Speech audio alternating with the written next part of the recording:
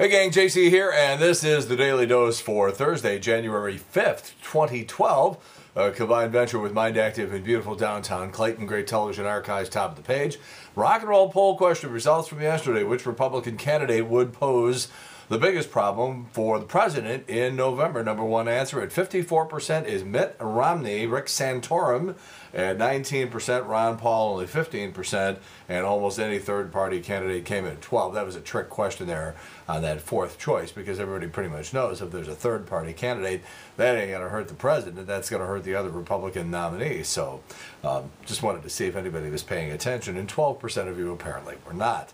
All right, what do you think of the whole Jersey Shore phenomenon? They're doing their season premiere tonight on MTV. Here are your choices. It's all harmless fun.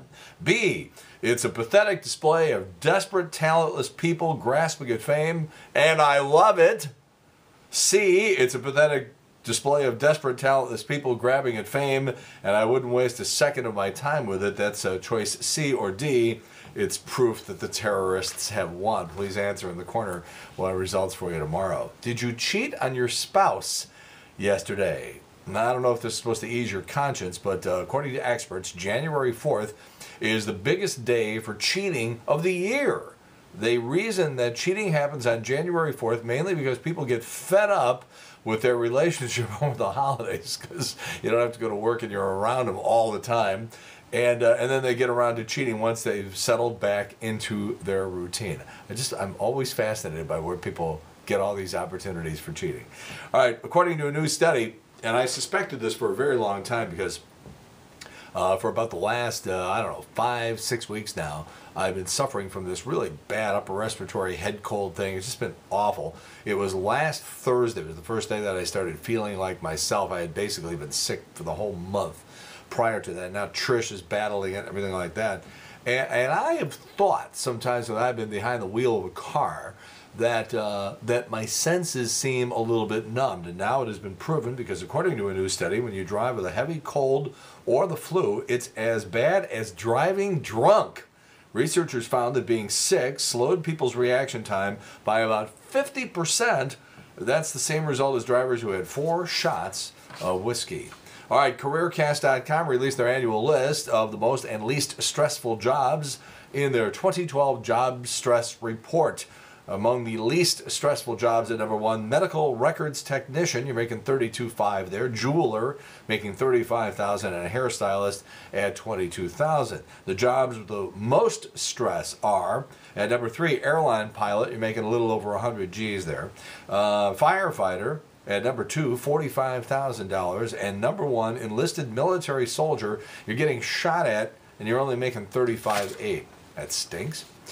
People who meet online get married in an average of 18 months. Other couples wait 42 months. About 5.5 million people now, of the 54 million singles in the United States, those are adults obviously, are now using online dating. About 20% of people have tried it. If you're wondering what could have gone wrong in that Russell Brand, Katy Perry marriage, and your mind has just been reeling, try this on. According to sources, Russell Brand was such a freak that he used to like to have sex in a wheelchair, and that he was into really dirty things and liked to imagine himself in situations that he couldn't imagine ever happening to him. Believe it, take it or leave it, whatever you want.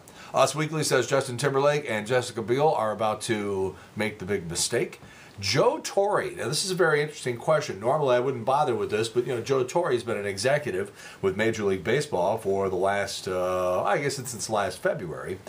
He's been working as executive, and he had to resign that position because he's trying to buy the Los Angeles Dodgers along with a bunch of other investors. My question is, does that open up that possibility for Tony La Russa to take that job with Major League Baseball? Let's see.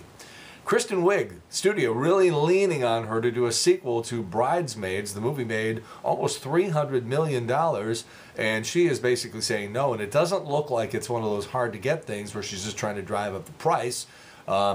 True artists, true comedians, true performers probably wouldn't do a sequel to a comedy if they were really, really honest and true to their art, because it's just garbage. I mean, with the possible exception of The Godfather 2, pretty much if you want to see a crappy movie, see any movie that has either a little number or a Roman numeral at the end of the title. So, yeah, I mean, for example, Airplane, such a huge hit back in 1980, I guess it was. And Zucker, Abrams, and Zucker were really leaned on by the studios to do a sequel, and they said no, so they went ahead without him.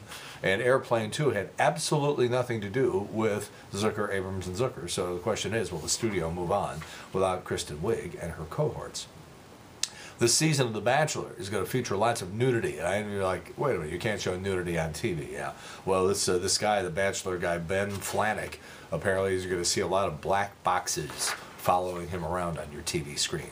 Meanwhile, Angelina Jolie has purchased Brad Pitt a waterfall in California. Even more special, the waterfall was made entirely from the tears of Jennifer Aniston. All right, Letterman tonight has Tina Fey. 30 Rock is coming back next week. Tracy Morgan will pull up the other side on Jimmy Kimmel tonight. And if you're looking for another day off, you got 11 more days, and it's Martin Luther King Day for those of you who are fortunate enough to get that as an off day for a holiday. All right, JC's Eye Candy today.